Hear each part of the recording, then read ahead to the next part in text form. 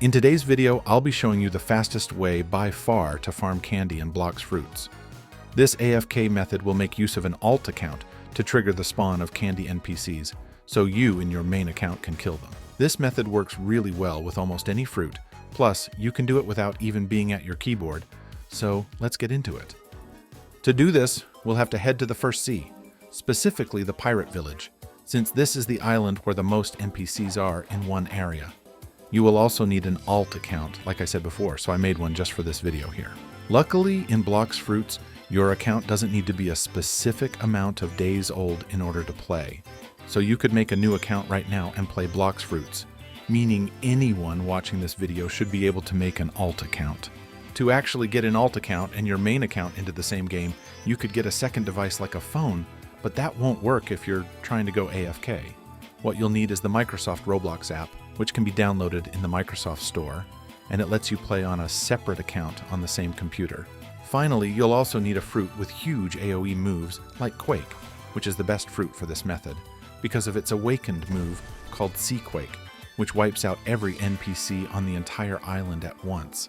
Another good fruit is Dragon, but it's nowhere near as good as Quake is, so try to get that if you can. If not, then just try to use something with a bunch of AoE attacks. Before I show you the method, I wanted to go more in depth about candies and how this method works. Of course, be free to skip this part if you want, since it's mostly just informational.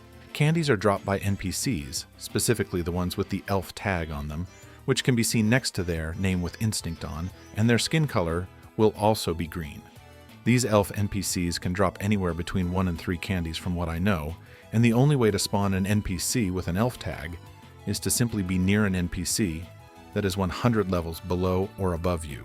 This is the reason why we use an alt and go to the first sea, so that alt can spawn us the elf NPCs, and in turn, we kill those NPCs on our main account for the candies. And with the candy, you can purchase a variety of stuff from different NPCs on the different Christmas event islands throughout each sea, and you can buy stuff ranging from boats all the way to stuff like stat rerolls. With all that out the way, let's get back into the actual method. To do this, we'll need both the main account and alt account open at the same time. It really doesn't matter how you do it, as long as you can see both windows. You can also copy how I have it, which will probably make it a bit easier to follow. Anyways, now we'll need TinyTask, which is the macro we'll be using for this method, and I'll leave a link to it in the description below. Make sure you go to Preferences in TinyTask and turn on Continuous Playback. Then make sure you have your recording and playback hotkey to keys you can remember and use. Personally, I have my recording on F8 and my playback on Control-Shift Alt-P. Anyways, what you're going to do is start the recording using your hotkey, which is F8 for me, then click on the right window or the main account window, then press V for Sea Quake or whatever AoE move you'd like to do. After that, head over to the left window, then click on it and jump with your alt account. Finally, without clicking anything, just hover your mouse back over to the right window, and now you're going to wait until your cooldown is fully completed. Once it is completed, immediately end the recording by pressing your hotkey again, then start the playback with whatever hotkey you chose. It should automatically start replaying everything you did, and as you can see, it's activating my Sea Quake, while also jumping on my alt account. So now I can pretty much just leave it on overnight and come back to thousands of candy. I'll speed it up for you guys, just so you know it works. Let me go over the steps one last time. First, get TinyTask and start the recording hotkey. Then, go to the main account window, click on it, and use your AoE move, which for me is Sea Quake. Then, go to your other window for your alt account, click on it, then jump once. Finally, move your cursor back to the other window and leave it there without clicking anything.